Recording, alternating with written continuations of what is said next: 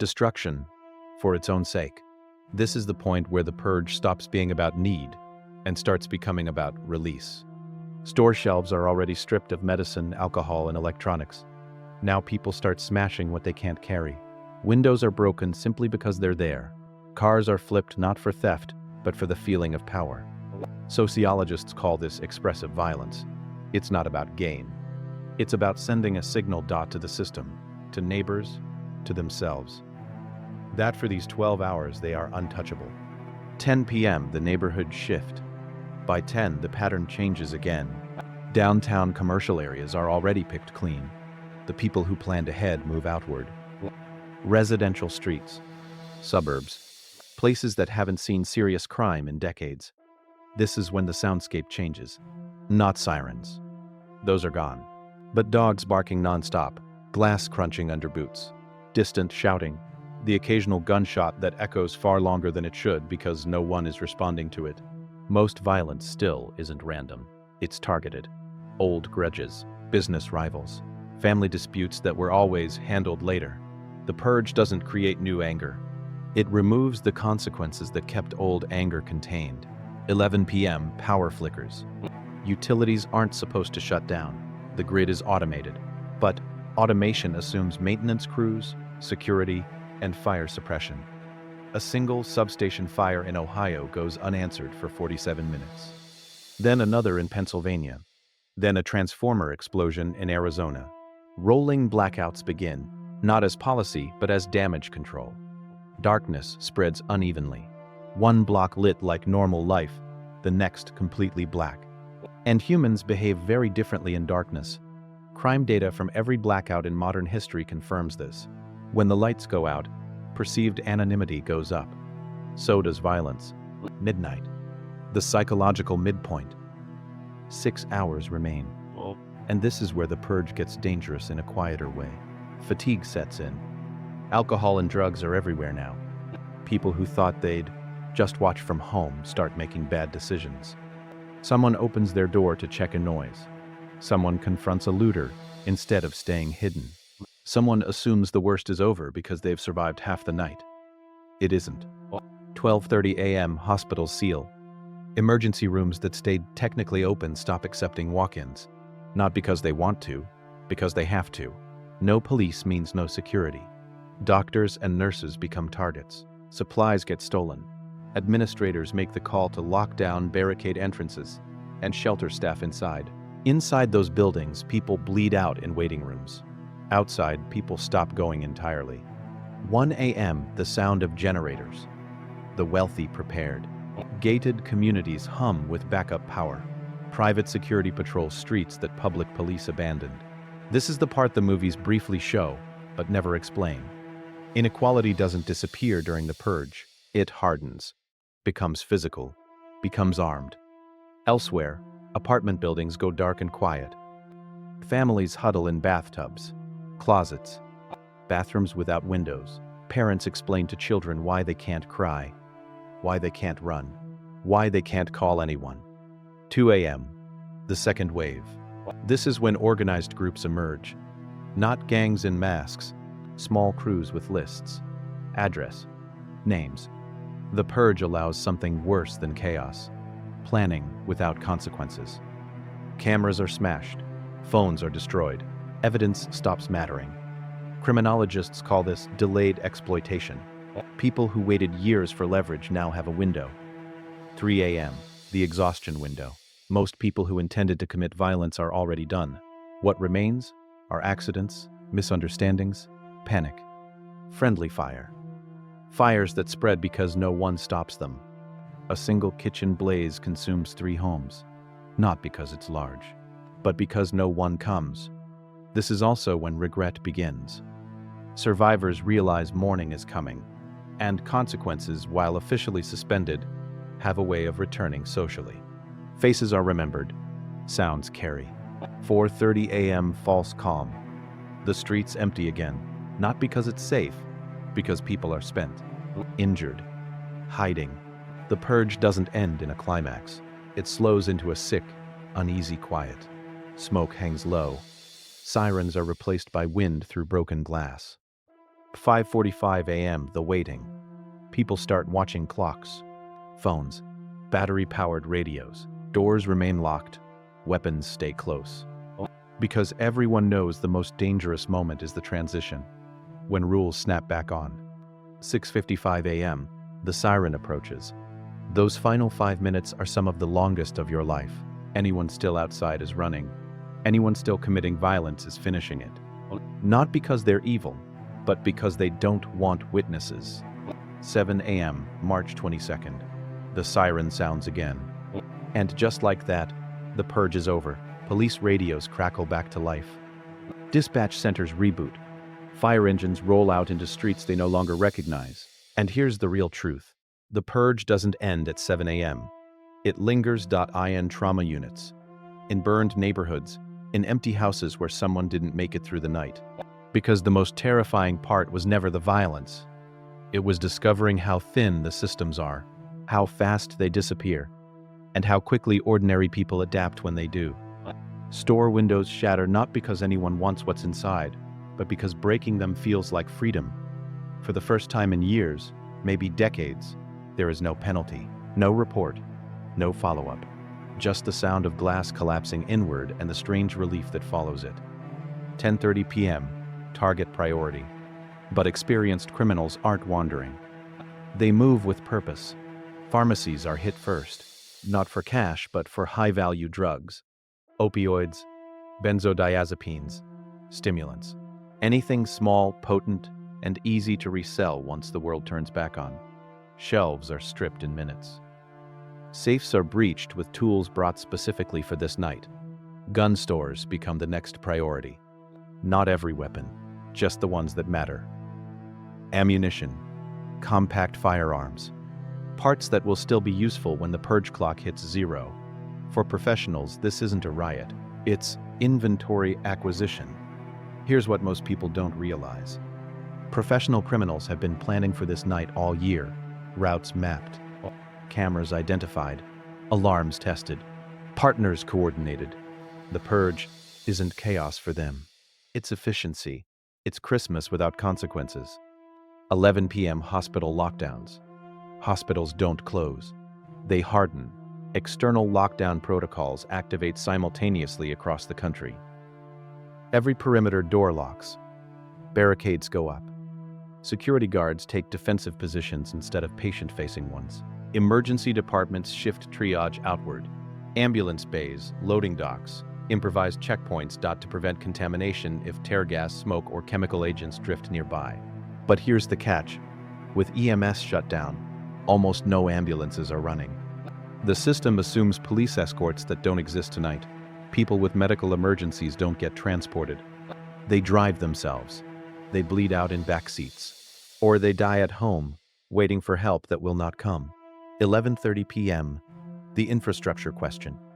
Power plants continue operating because electricity is essential for government continuity and critical systems. Water treatment facilities stay online for the same reason. But the people who run them don't stay in force. Workers go home. Skeleton crews remain. Security, a handful of engineers, just enough to keep things stable. And stability is fragile. If a power line is cut, if a water main ruptures, if a transformer explodes, no repair crews roll out. Not tonight. Damage accumulates silently, stacking problems for a morning that hasn't arrived yet. 12 a.m. midnight, the witching hour. By midnight, patterns emerge nationwide. Urban centers burn brightest. Dense populations, abundant targets, anonymity in crowds. Rural areas stay relatively quiet. Everyone knows everyone. A stranger is obvious. A gunshot travels farther. Suburbs become the wild card. They hold value without visibility. Space to move. Fewer witnesses. Enough distance that screams don't always reach the next house. 1 a.m. the vigilante question.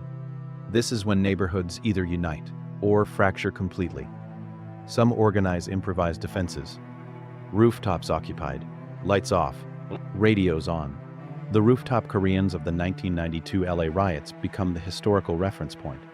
Business owners defending property when police vanished. Other neighborhoods do the opposite. Doors barricaded, curtains drawn, no help given. not even to familiar faces. Trust collapses faster than infrastructure when survival becomes personal. Part 3, hours 6 to 9. When desperation sets in. 1:30 a.m., the second wave. 6 hours into the purge, a new phase begins. This wave isn't driven by greed. It's driven by need. People who hid through the early hours realize time is running out. Medications for sick parents. Food for children. Weapons for the remaining hours. The logic shifts from, I can wait this out, to, if I don't act now, I won't survive later. 2 a.m. home invasions begin. This is the most terrifying phase of the purge. Residential break-ins. And they aren't random. Houses are assessed like targets. Solar panels mean backup power. Well-kept lawns suggest resources. Multiple vehicles imply disposable income. The elderly become especially vulnerable. Prescription medications. Cash kept at home. Limited ability to defend themselves. Criminals know this. And tonight, there's nothing stopping them. 2:30 a.m., the neighbor problem. This is where the purge turns psychologically dangerous. Neighbors turning on neighbors. Old disputes resurface. Noise complaints. Parking arguments. Property lines argued over years suddenly become justification for violence. These people aren't strangers. They know your routine, your layout, your habits. That knowledge becomes a weapon when consequences vanish. 3 a.m. infrastructure attacks. Around 3 a.m., some groups stop targeting property and start targeting systems. Cell towers vandalized, cutting communication. Traffic lights shot out, creating chaos at intersections. Street lights destroyed, expanding darkness block by block. These attacks don't profit the attackers directly. They isolate everyone else. They make every person more vulnerable. Fear multiplies when coordination disappears. 3:30 a.m., the medical crisis. 7.5 hours in, hospitals face impossible math. Generators have fuel. Maybe 72 hours. But resupply can't happen tonight. Dialysis patients miss treatments. Oxygen-dependent patients suffocate if power falters. Diabetics ration insulin. Heart patients go without medication. The death toll from medical neglect quietly overtakes the death toll from violence. 4 a.m. the wildfire effect. By 4 a.m., fire becomes the greatest threat. With fire departments inactive, any blaze spreads unchecked. Arsonists know this and use fire strategically, not just to destroy, but to flush people out of secure positions. When your house is burning, you have two choices: run or die. Both make you vulnerable. Some fires are deliberate, others aren't. Electrical failures, gas leaks, cooking accidents, but the result is the same. Urban areas begin to burn without resistance. Part 4, hour 9 to 12. The long dark. 4:30 a.m., the exhaustion factor. 9 hours in, adrenaline fades. Exhaustion replaces it. And exhaustion kills. Guards fall asleep. Barricades loosen. Judgment slips. People trust the wrong voice in the dark. 5 a.m., dawn approaches. Daylight should reduce crime. Visibility increases risk. But during the purge, legality rewrites the math. Some groups wait specifically for dawn, using light to coordinate larger operations. Banks, jewelry stores, warehouses, targets that require precision and visibility. 5:30 a.m., the countdown begins. With 90 minutes left, pressure spikes. Those who planned but hesitated face a deadline. This creates a surge, not a decline. Last-minute opportunists rush in, determined not to waste the night. Because when the siren sounds again, everything changes back. And whatever you did, or didn't do, comes with you into the morning. 6 a.m., the final hour. The last hour becomes the most dangerous for a psychological reason. Everyone knows what's coming. Law enforcement returns at exactly 7 a.m. Courts reopen. Investigations resume. Consequences snap back into place. That knowledge changes behavior. Any witnesses to crimes committed during the purge could testify once the system comes back online. Any evidence left behind could be examined. Any loose end becomes a liability. This means the final hour often isn't quieter, it's more violent. not because people suddenly become reckless, but because they become deliberate. Attempts to destroy evidence increase. Fires are set to erase scenes. Phones are smashed. Vehicles are burned. And in the darkest cases, witnesses are targeted, not for revenge, but for risk reduction. Civilians who saw too much become threats simply for being alive. 6:30 a.m. Pre-dawn positioning. While civilians are still hiding or running, the system is quietly waking up. Police officers report back to stations. Radios are checked. Weapons are issued. EMS crews prep ambulances, restock trauma kits, and wait. Fire departments ready engines and personnel. But no one moves yet. Operations do not resume early, not even by a minute. At 6:59 a.m., people are still bleeding in the streets. Fires are still burning. Victims are still waiting. They must survive 60 more seconds without help. Let me ask you something. After hearing all this, do you think communities would come together during a purge? Or fragment into competing groups? What do you think would happen in your neighborhood? Drop your thoughts below. Part 5. 7 a.m. When morning breaks. The siren sounds again. At exactly 7 a.m., the siren echoes across America for the second time. But this one carries a different meaning. It's the all clear, the signal announcing the end of the purge, and instantly, motion returns. Police cars roll out of stations in coordinated waves. Ambulances race toward the first of tens of thousands of emergency calls that have been stacking for 12 hours. Fire departments respond to blazes that have burned unchecked through the night. But for many places, it's already too late. 7:15 a.m., the body count. First responders encounter scenes that resemble a war zone, not because of organized combat, but because of absence. 12 hours without emergency services leaves damage that can't be undone. Heart attack victims who died because ambulances never came. Fire victims who burned because fire departments were closed. Accident victims who bled out because no one was allowed to help them. The direct violence death toll may be lower than people expect, but the indirect deaths, from neglect, delay, and system failure, are staggering. 7:30 a.m. The investigation problem. Police return to thousands of crime scenes frozen in time. No perimeter control. No early evidence collection. No witness statements taken when memories were fresh. And the usual tools don't work. Crimes were legal when they happened. Security cameras were destroyed or disabled. Witnesses fled or were eliminated. Physical evidence was contaminated by fire, weather, or looting. DNA degraded. Timelines blurred. Most purge crimes will never be solved. Not because police are incompetent, but because there was never a crime to investigate. 8 a.m. The medical crisis. Hospitals face the surge. Thousands of injured people arrive at once. Burn victims. Trauma patients. People who went 12 hours without critical medication. Facilities that were already understaffed before the purge now face demand exceeding capacity by orders of magnitude.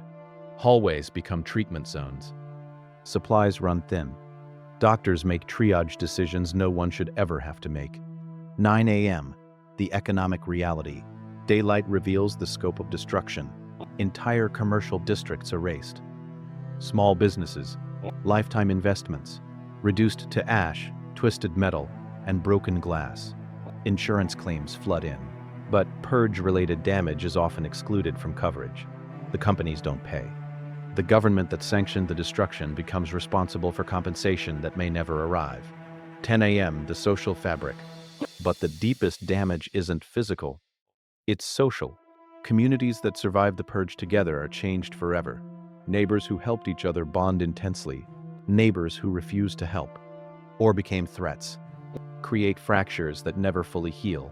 Children grow up knowing something most generations never had to learn, that the adults and systems meant to protect them can legally choose not to, for one night every year.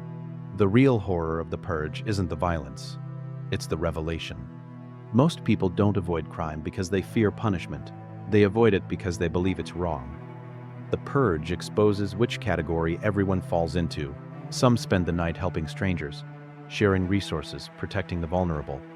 Others exploit the vulnerable, settle old scores, or watch silently from behind locked doors. The morning after the first purge, America wakes up having lost something it can't recover. The assumption that help will come when you call for it. Every 911 call from that day forward carries the knowledge that emergency services can be withdrawn. Every police interaction carries the memory that officers can be ordered to stand down. The social contract. The belief that rules will be enforced has been broken in a way that can never be fully repaired. The final truth. This may sound like science fiction, but every element is rooted in real-world history. The 1992 LA riots showed how quickly order collapses when police withdraw. The 2020 unrest showed how vulnerable neighborhoods become when protection disappears. Natural disasters repeatedly prove how thin the line is between civilization and chaos. The Purge doesn't invent breakdown, it legalizes it. Understanding what would really happen during a purge isn't about fear. It's about recognizing how much of our safety depends on systems and agreements we barely notice, until they vanish. Final question. Do you think society could function if something like this became real policy? Or would it collapse after the first purge? What do you think happens long-term? Because in the end, the most terrifying thing about the purge isn't that it could happen, it's how quickly people would adapt when it does. The moment that first siren sounds, the illusion of safety dies. And once you've lived through a night when 911 doesn't answer, and no one is coming to save you, you never feel completely safe again. Even when the sun rises, even when the sirens stop, even when the police return, you'll always know how fast it can disappear.